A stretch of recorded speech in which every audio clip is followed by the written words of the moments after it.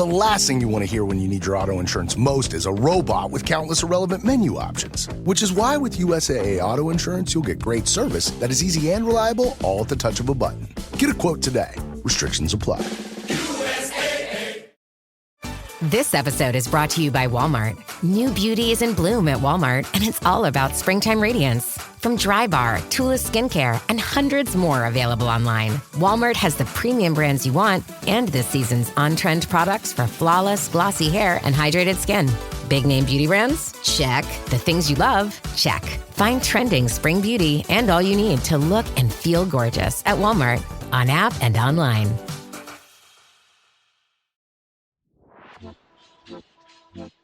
Can't live without you. Santa Isabel is the coffee that we're drinking. Yes, we're drinking the Santa Isabel, dropped off by one Fleur Stud. This is a Guatemalan washed.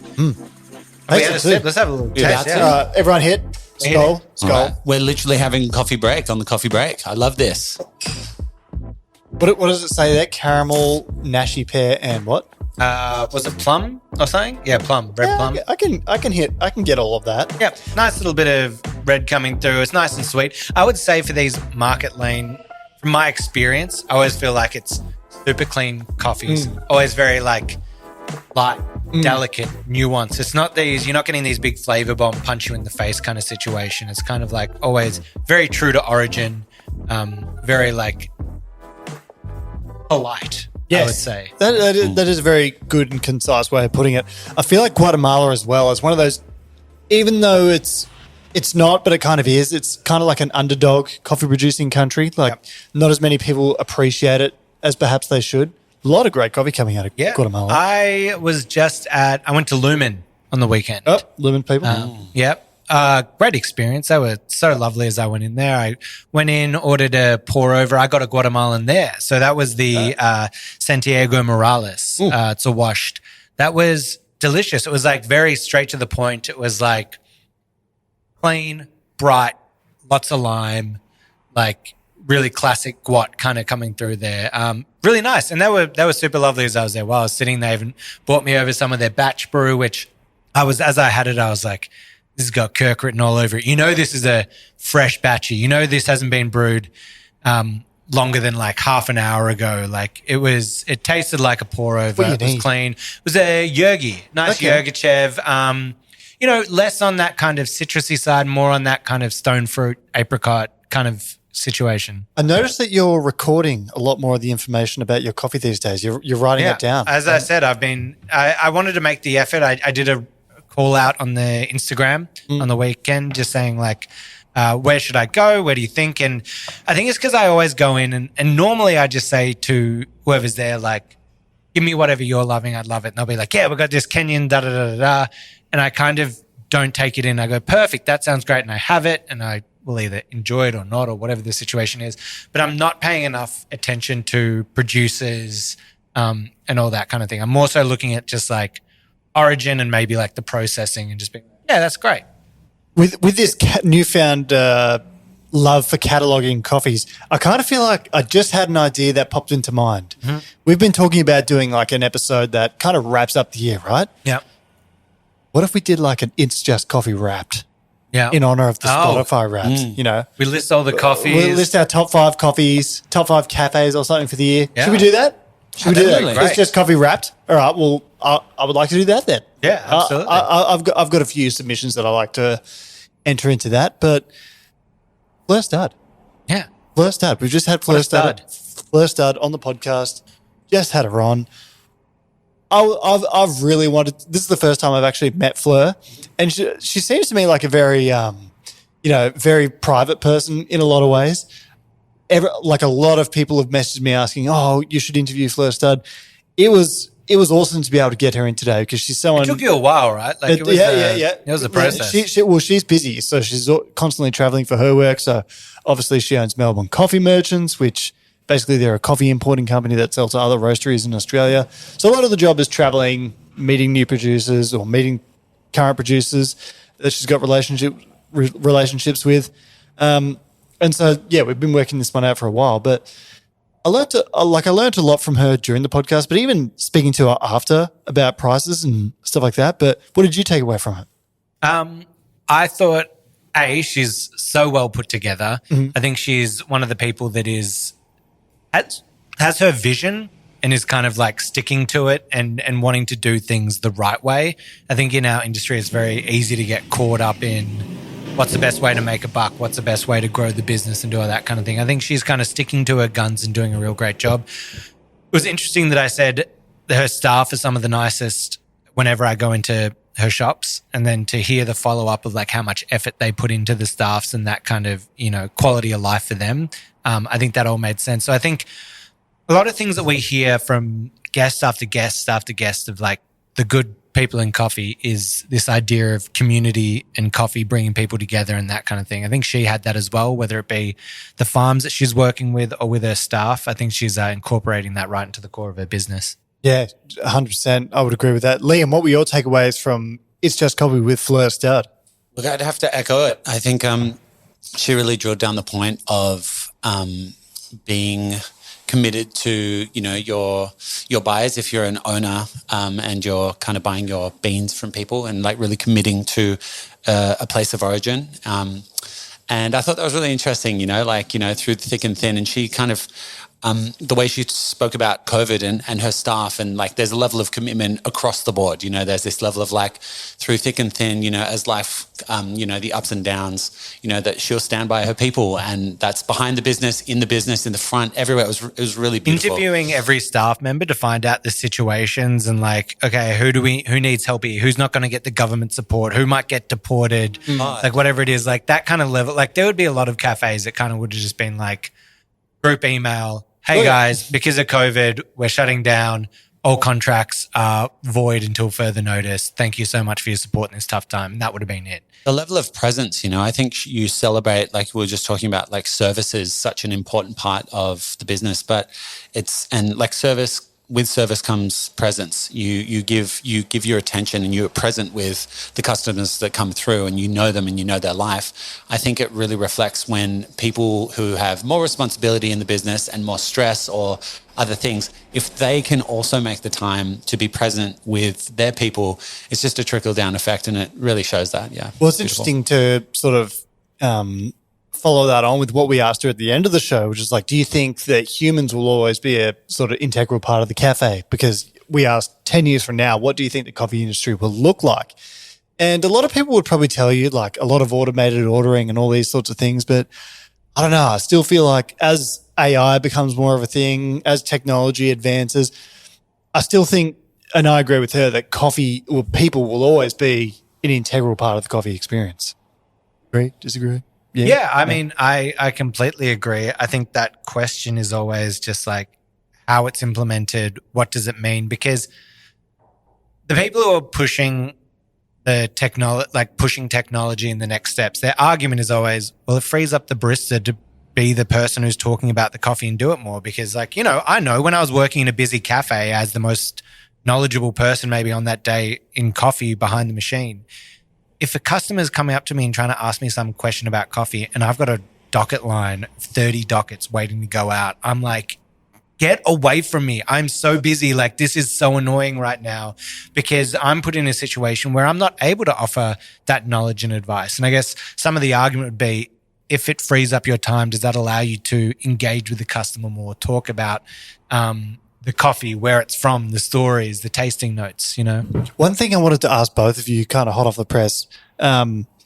and I sort of spoke about coffee prices off air, and then you asked me during the show, this episode, about my podcast I did with The Briefing. Yeah. So talking about coffee prices. And basically, I think in Australia, coffees that have a 5 in front of it, like $5, they're almost going to become a thing of the past, or at least specialty coffee anyway, because the commodity prices jumped that much this year, and I think it'll go down, but I don't know if it'll be by that much. But she was saying that they're going to lift their prices from $6 to $6.50, and then it might even have to go to $7 at some point next year. What do you think happens to a coffee market like Melbourne when coffee prices reach that point? I think the interesting thing to look at here is I think there's always going to be a desire for that higher end stuff, right? Because it's an experience. It's something different. People aren't thinking about the price as much. I came in and had one of the best coffees of the year at Project Zero, and I spent $26 on a double shot espresso. But you're having a one of a kind coffee experience where I'm like, great, that's nothing when I'm paying for this incredible experience. It was a Finca Deborah geisha, bloody this, that, and the other. It was pretty good. Pretty good, that coffee. Yeah. Takeover, the lot was called. Yeah, very good. So I had that, but I think the interesting part for that middle market is going to be the home market. We're seeing Breville stocks skyrocket. We're seeing the numbers go up. We're seeing more and more people brewing at home. And that's where, that $60, $70 a kilo bag of coffee that you can take home, that, if you're doing a single shot, is running you in the range of 60 to 70 cents an espresso. Doing a double, you're getting up to that, $1, $1.40 kind of thing. So that's where it becomes an approachable cost point for the market for those types of coffee. But it's going to be interesting in the takeaway world, seeing that. It'll be interesting in the States, looking at something like Luckin Coffee and what they do over there. I think that's going to be a huge disruptor, especially if they're knocking down the prices way cheaper than Starbucks and that. I think it'll be interesting to see. Well, I kind of feel like, and I've spoken about this with Jamie Thompson before, that there's these two directions that I guess coffee consumers will go to, and that's your 7-Elevens and basically specialty coffee stores, and there'll be less room for people in the middle, which we spoke about in the podcast. And, you sort of couple that in with, well, we've got less people going into the city these days in Australia and in the world, less people frequenting cities. So there's like less traffic, and then of course the prices will go up and people will probably be a bit more selective about where they go. So there's probably some interesting times ahead for the coffee industry. But it is interesting. I would still say that a majority of people, we know that 80-something% of coffees are still milk-based drinks. And when you really come down to it, especially, depending on the age group of what you're looking at, people are still probably just after a chocolatey, milk coffee, just a really kind of standard espresso thing. And even though they might venture out and try something different, they're still kind of coming back to that standpoint. And I don't think there's people who want that cafe culture without, going down to a 7-Eleven level of that. They want the interaction with the barista. They want to go into the cool place where they're known and it's a break. They can leave their office at 10 o'clock to go get a coffee and do whatever. So I think the problem there is, and why some places are seeing dips, is there's just so much of it at the moment. I think you've tapped a market where you're offering A, exceptional coffees, but B, you're doing different co-ferments and different rare coffees and that kind of stuff. So there's a market that, there's not many people doing that in the city. So it funnels a lot of people to you to get that experience. Whereas the classic chocolatey, milk-based coffee is being done by everyone. So that market is getting stretched thin with probably too many cafes, to be honest. But this is a good reason why I asked that question to Fleur about why it's so good to stick to one thing. And don't you think more and more, like when we contextualize this, you're thinking, where will I go to get my coffee in the morning? Will you go to the place that does, what bagels, sandwiches, burgers, literally got so many things on the menu? Or will you go somewhere that's specialist coffee place? And I kind of feel like if you're paying top dollar, which more and more people will be soon, that's kind of the place I would go to for my coffee if I'm a consumer. Liam, put yourself in those shoes. Would you do that? 100%. I think, the more like you were just saying, you had an espresso for that's a pretty crazy price, for me. And I donated half of it. You did. You were very generous. Yeah. My gosh, I would love to try, but I would never buy a bag and take that home and try and cook that up myself. I would want to go somewhere where I trust the people making it, and you know what I mean? I can have it properly prepared. And I think that that goes across industry. You go to beautiful restaurants, you go to beautiful cocktail places, you trust the people that have taken the time to dial everything in, and I am okay paying the higher prices because there's more of a guarantee to it. There's less kind of guesswork behind those things. Yeah. And the amount of stuff coming out in terms of machines that's coming into specialty coffee, it'll be a lot easier to make it's getting easier now, but 5 or 10 years away, like the coffee making process will probably be significantly easier. And bit of a teaser for everyone. Next week we're doing a podcast about AI and coffee, and we've got a very special guest for that one. I'm just gonna throw that out. I'm not gonna tell. Are we just gonna talk to ChatGPT? Yes, we're interviewing ChatGPT for the It's Just Coffee podcast. We should do that. Which I can say, our employee of the year here at Coffee. Sorry, Liam.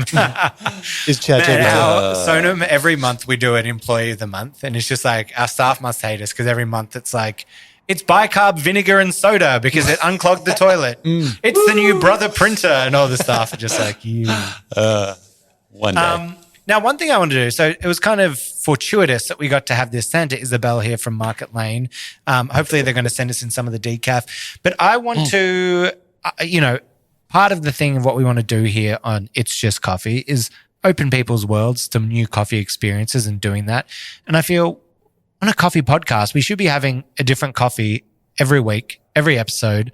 So I don't know how we work this out, but like if you're a roastery, Australia, but it could be global. Like, it can be shipped over. If you want to send the coffee, we'd love to try it on the pod, give our thoughts on it. We want to open up as many doors and kind of like open up you to places that you might not be familiar with. And I think that'd be fun just to try some different ones. We can definitely try to mix it up with bunch of different processing methods, origins. We could look at it and think about how we line those up and play it out across. And, I don't want to be like, if someone's happy to send us a bag, that'd be great. If things are tough and you need to, make that extra $1, we're happy to pay. Just send us an email. We'll pay for coffee. We will feature more coffee on the podcast. That's for sure. Yeah. And I'm looking forward to that. Who's on your list?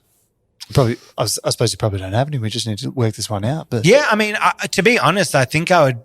There's all the classics that I would know, but I'd love to get some from places that I don't know. I think it'd be cool looking at even globally, like getting some different ones. It'd be kind of cool to see how they're doing things, what the roast style's like, whether we, see similarities or differences in how it's done. I've heard a lot of good things about, but I surprisingly have not tried Prodigal Coffee. So that's Scott Rowe's coffee brand. So that'd be good to try. Obviously, maybe some of the different, online influential people. Big Face. We should get some Big Face. We should get some Onyx. Did you see Big Face just opened a shop actually? No. So Jimmy Butler now has like a bricks and mortar coffee store in Miami. That's sick. I'm pretty sure there's a basketball court outside as well, so you can makes sense. Have an oat milk latte and throw some hoops. Now, one thing that we did have to pull out, we were talking about doing the live pod at the end of the year.